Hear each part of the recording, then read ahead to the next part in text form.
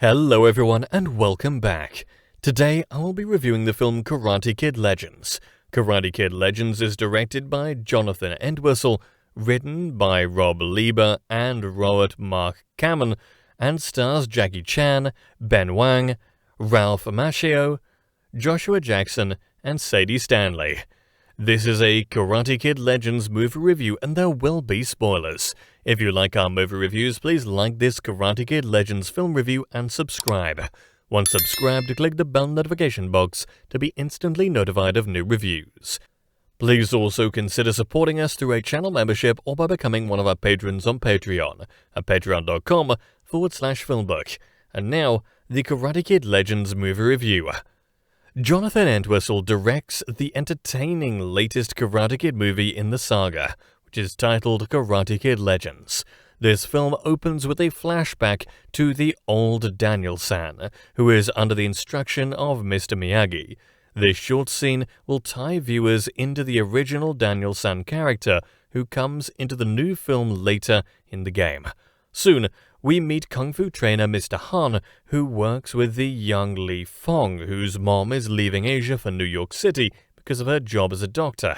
When the action kicks in, set in New York City, it becomes a rather enjoyable film to watch, even if you know the filmmakers are manipulating the audience to laugh, clap, and cheer from beginning to end.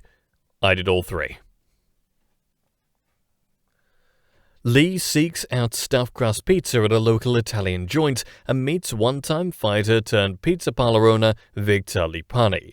Victor's daughter is the personable Mia, who just happens to be coming out of a relationship with a martial arts expert, Connor, who is competing in a 5 boroughs tournament where only the strongest survive.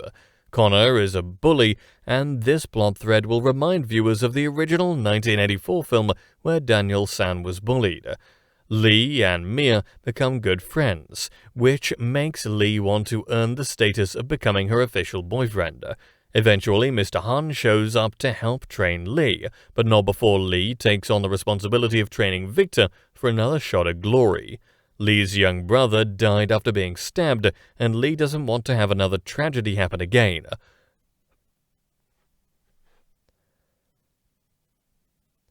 At least halfway into the movie, Macchio's Daniel reluctantly comes on from the West Coast to instill the original goals and aspirations of Mr. Miyagi in Lee, who enters the 5 boroughs tournament in an effort to prove he has the ambitions to win Mia over and show that he has mastered the art of his craft. Ben Wang is immensely likable and has a good rapport with Stanley's character as they ride on trains together and walk through New York City neighborhoods after Mia's motorbike breaks down. Sadie Stanley is funny and energetic, as in one scene where she yelled at her dad, reminding him she has a pizza parlor to run. Meanwhile, Jackie Chan is his usual brilliant self, although he could have probably done this role in his sleep. A really funny scene has Chan's character training Lee by having him try to go under a turnstile while doing a karate move in the New York City subway system, but of course, Mr. Han swipes his Metro card to pay the fare. Ralph Macchio isn't given much to do, but there's something nostalgic about seeing him on screen again some 41 years after the first The Karate Kid movie. Joshua Jackson steals the show with his pizza store owner character who forms a bond with Lee, and may get into some trouble when he gets back in the ring as the plot progresses. Jackson has a great time playing his role, and his natural charisma carries him through his smooth performance in the new picture. Ming-Na Wen, as the concerned mom, is also heartfelt and delivers a performance full of integrity and emotion. Yes, the last fight scene is a little too short, and the movie employs one too many montage sequences to show Lee's progression, but the movie is totally enjoyable on a simple entertainment level, where you don't have to think too hard to enjoy the on-screen plot development. This film also adds a nice surprise at the end for fans of the franchise by bringing back a character from an earlier entry in the series with hysterical results. Karate Kid Legends was a perfectly fine way to bring the franchise back to life, but it is slight in terms of possessing substantial complexity in the themes it presents. Never mind though, because the fight scenes are quick and tight, while Chan and Macchio have a blast representing the earlier entries in the long-lasting franchise.